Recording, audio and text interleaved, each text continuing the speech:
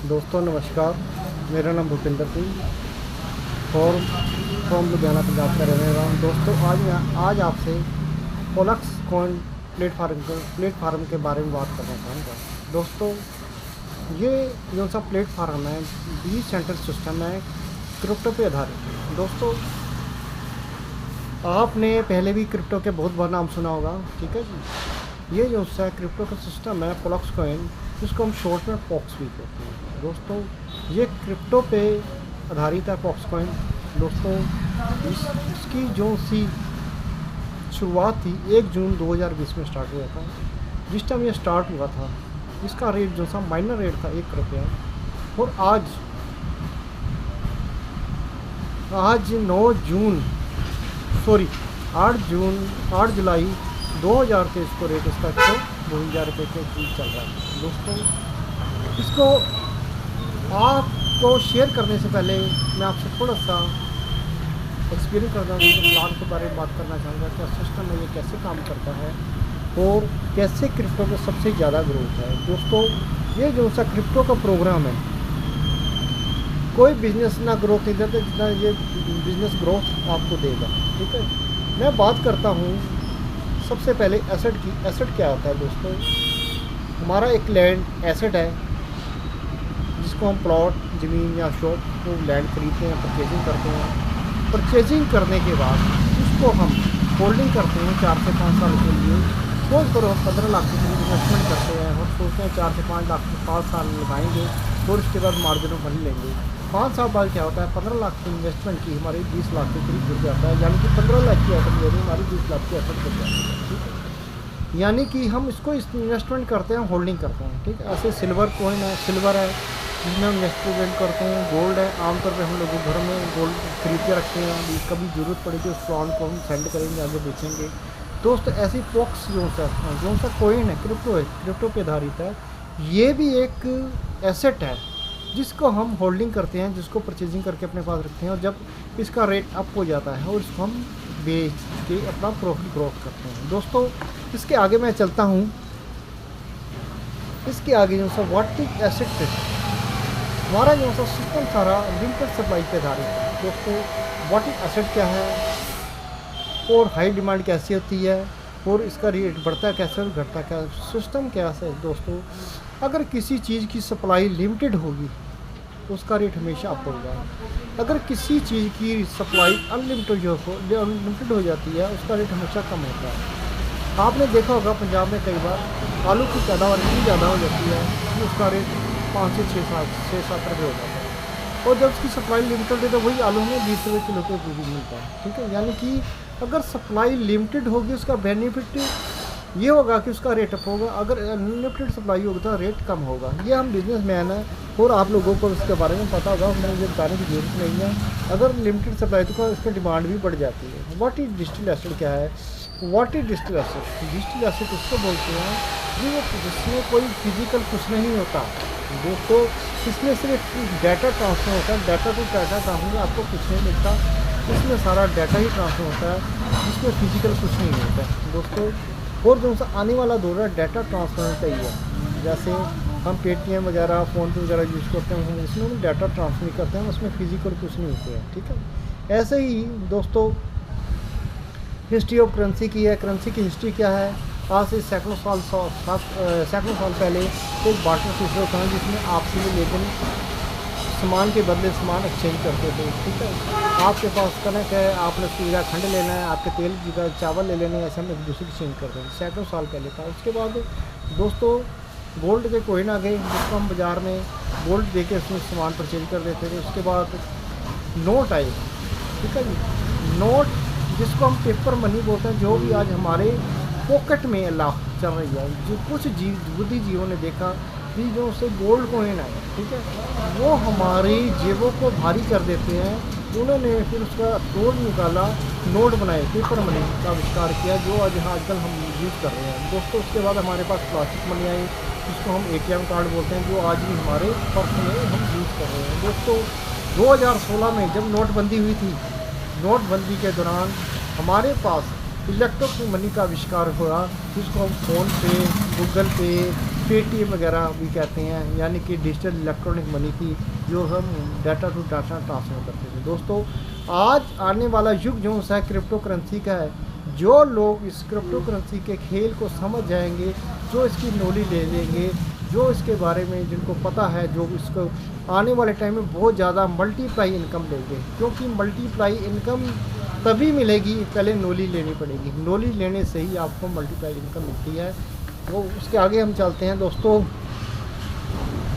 Crypto currency की digital asset है जो डेवलप है ब्लॉकचेन पर टेक्नोलॉजी विच टोटल जो सी टेक्नोलॉजी डिसेंट्रलाइज क्या है दोस्तों। ब्लॉकचेन क्या है? ब्लॉकचेन हज़ारों लाखों कंप्यूटरों के द्वारा बनाया गया सिस्टम होता है जिसको कोई हैंग नहीं कर सकता, कोई डिलीट नहीं कर सकता, कोई चेंज नहीं कर सकता, कोई समाप्त नहीं कर सकता। सिर्फ उसको आप देख सकते हो, चेंज नहीं कर सकते। आप यहाँ पे 10 साल का डाटा भी देख सकते हो। दोस्तों अब मैं बात करूँगा सेंट्रलाइज क्या और डिसेंट्रलाइज। आज तक हम जितने वर्किंग किए हैं वो सारे सेंट्रलाइज ही हैं। सेंट्रलाइज में क्या सिस्टम होता है दोस्तों?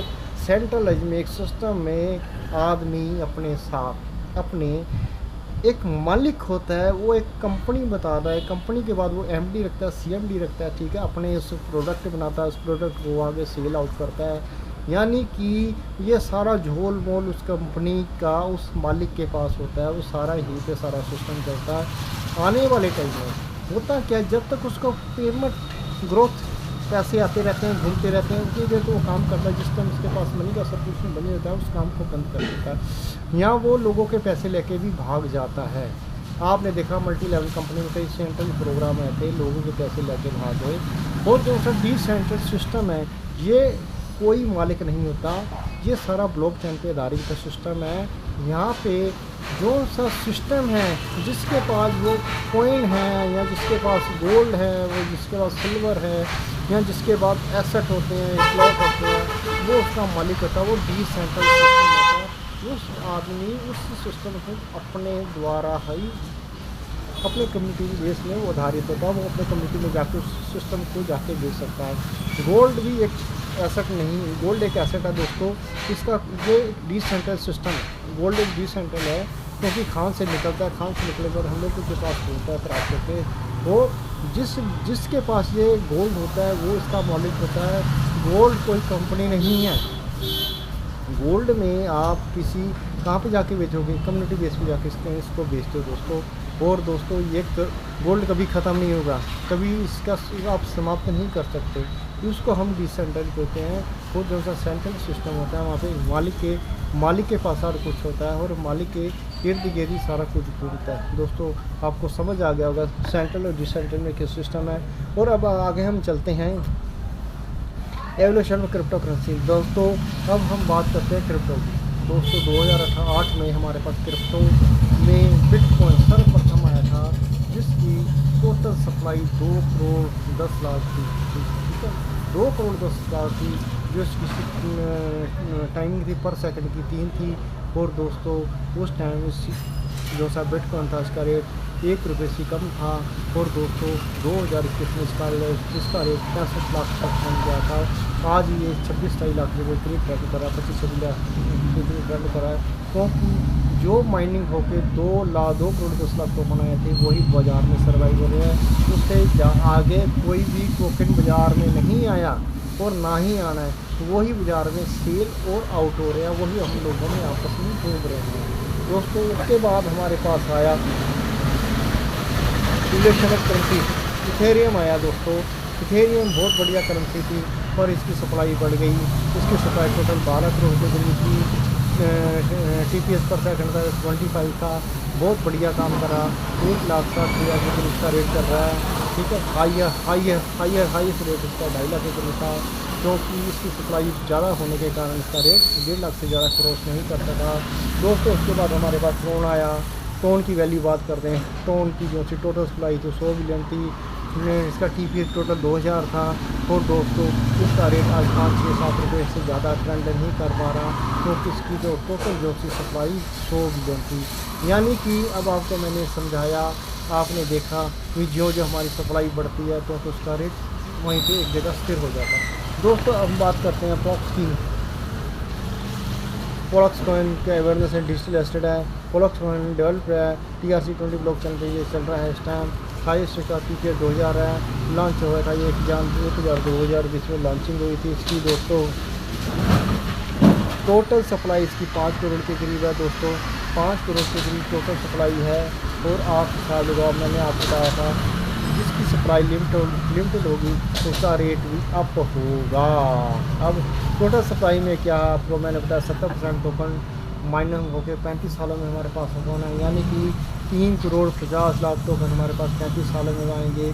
30% टोकन जो है डिस्ट्रीब्यूटर हमारे होल्डर के पास इस टाइम हम यूज़ कर रहे हैं दोस्तों, जिसमें 27% हमारे लोगों के पास 1 करोड़ 35 लाख टोकन में हम आपस में लेन देन कर रहे हैं। 3% हमारा मेंटेनेंस का खर्चा है, जो सब ब्लॉकचेन का खर्चा है दोस्तों।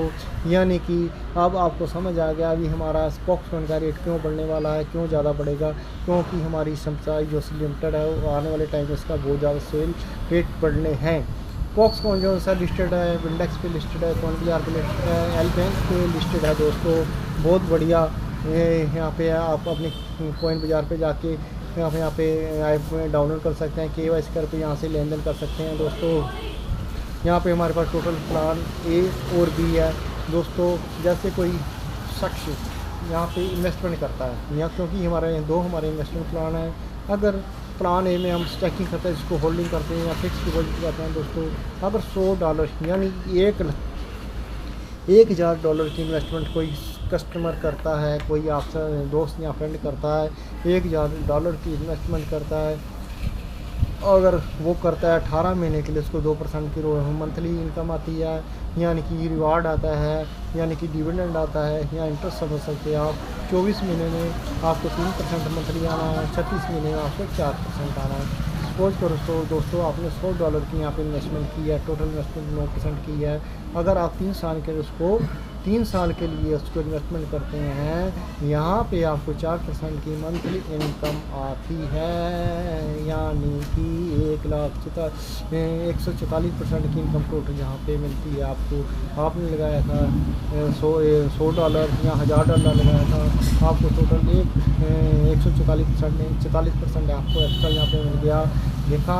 और आपने जो सा स्टेकिंग किया था 36 महीने के लिए, स्टेकिंग आपका रिवार्ड तो पर मंथ आपके पास आ रहा है। उसके बाद क्या सिस्टम है, आपके पास क्या सिस्टम, जो आपने होल्डिंग किया हुआ है उस कॉइन को उस टाइम पे जो रेट होगा उस कॉइन को आप वहाँ पे उसको बेच सकते हैं।